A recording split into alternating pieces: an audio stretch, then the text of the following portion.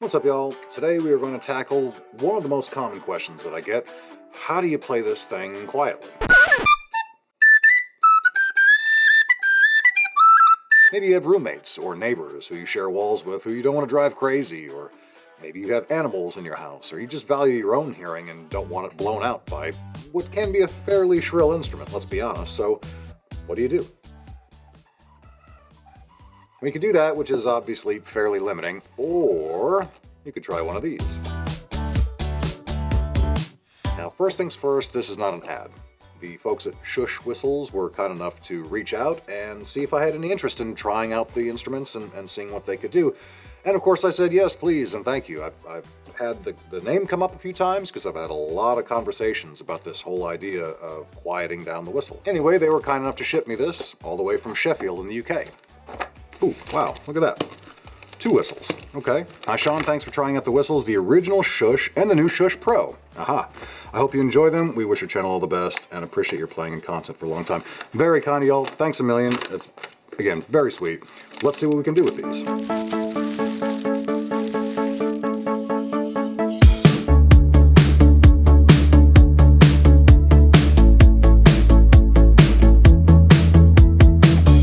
Packaging-wise, they come in these cool, hard plastic containers, which would certainly keep them safe. And here we go. We've got the original, which is what I saw on their website after I looked them up, and this is the new one, the Pro. First thoughts, there's a significant difference in weight between the Pro and the original. I kind of compare this to the Fadogs, which I've also looked at. I couldn't really tell a whole lot of difference between them. So I'll be curious from a sound standpoint if I can. From a feel standpoint, I already can, because again, the weight is significantly more pronounced here on the Pro. If I do a close-up on here, the mouthpieces look similar to the Fadogs, but you can see with this insert, there's some very deliberate care applied to this. Again, I haven't even started playing it yet, but I can tell that these are intentionally made. Okay, let's clear this off. Let's see what we can do. I'm gonna start with the standard just to get an idea here. Wow. It's quiet. It's quiet.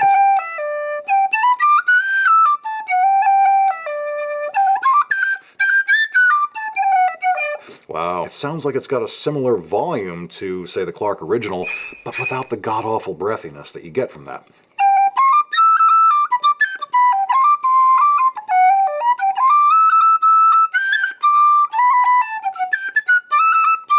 It's very, very easy to play because it feels very efficient. I'm having to expend less air, and it's not wasting air.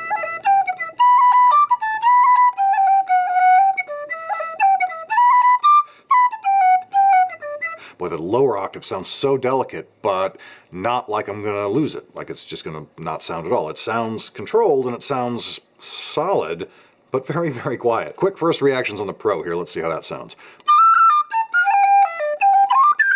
Wow.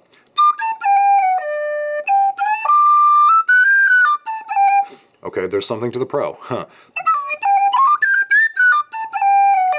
It's quicker. It's a little bit more clean, maybe? Nah, I say that. It's actually, it's strange. It's got some of that old school chiff like you get out of a Fadog or an old generation, but a lot more controlled. It's not like you're hanging on for dear life like you are with some of those, and you're just kind of hoping that it doesn't really break.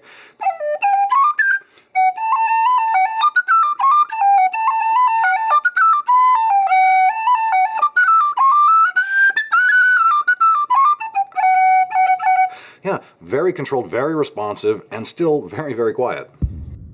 Now I'm going to do a very unscientific test here using this decibel-o-meter app that I downloaded.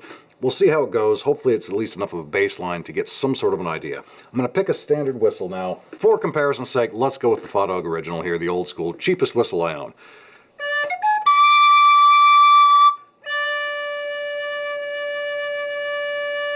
So the low D is right around 80 decibels. Quietest note on the whistle. The high D is about 95. Ooh. The high B is about 103. That over here. Here's the original. Let's see how that does. Low D first.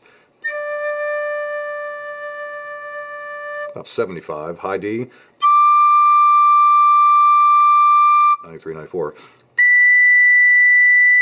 And the high end is about 10 dB off. So It's quieter. It's significantly quieter. Before we do that test on the Pro, I want to explain that I picked those 3 notes for a reason. The lowest, quietest possible note, the low D, the second octave D as sort of a midpoint, and the highest one, high B.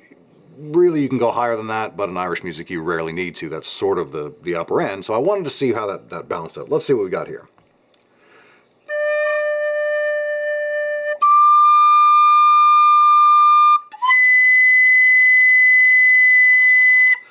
So the Pro seems a bit louder, but not a whole lot, really. Here's where I kind of fail as a scientist, because of the way that sound is measured, the whole logarithmic concept of decibels, scales, and all that stuff. I'm not sure what a percentage that actually translates to be how much quieter they are. I would combine that with the real-world experience, which is significant.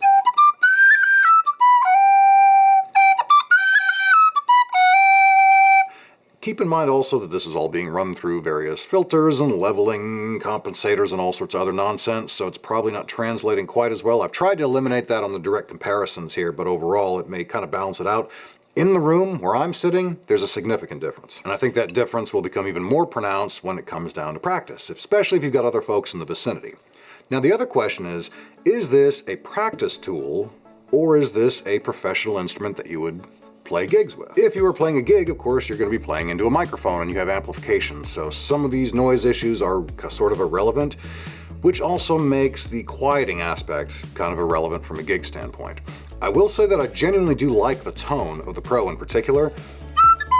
It's got that balancing on an edge of about ready to break, that kind of classic Chiff sound, without the confidence breaking part of that, where you think, oh God, it's going to break.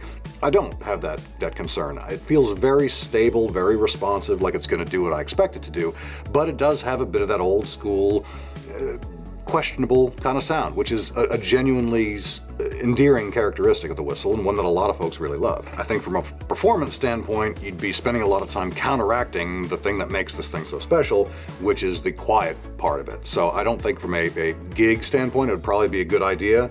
From a recording standpoint, that may have a lot of value if you particularly like the tone, like I do. And if you're looking for that sort of a sound in a recording studio, I think it might be a pretty good choice because it's very controlled. I'm going to do a quick back and forth here between the Humphrey that I play all the time and the Shush Pro, just so you can hear a bit of a comparison if you're kind of more used to what I'm playing. So here we go.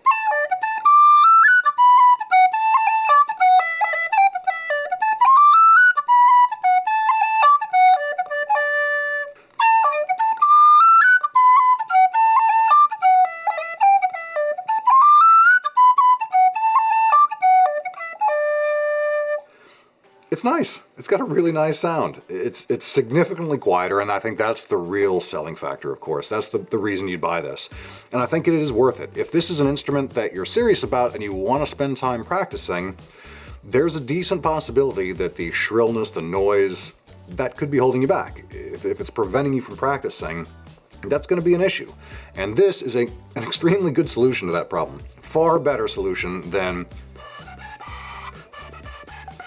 doing that. That's, in a pinch, it'll get you through. This is a better option. I think it's worth a look. I've got a link down below if you're interested in it. Definitely check them out. They seem like lovely folks, and they make a pretty good product. So I would give it some serious thought, particularly if you're an apartment dweller, if you've got a family, if you've got a little brother or sister who wants to throw things at you every time you pick up your whistle, your dog wants to run away, give them a shot.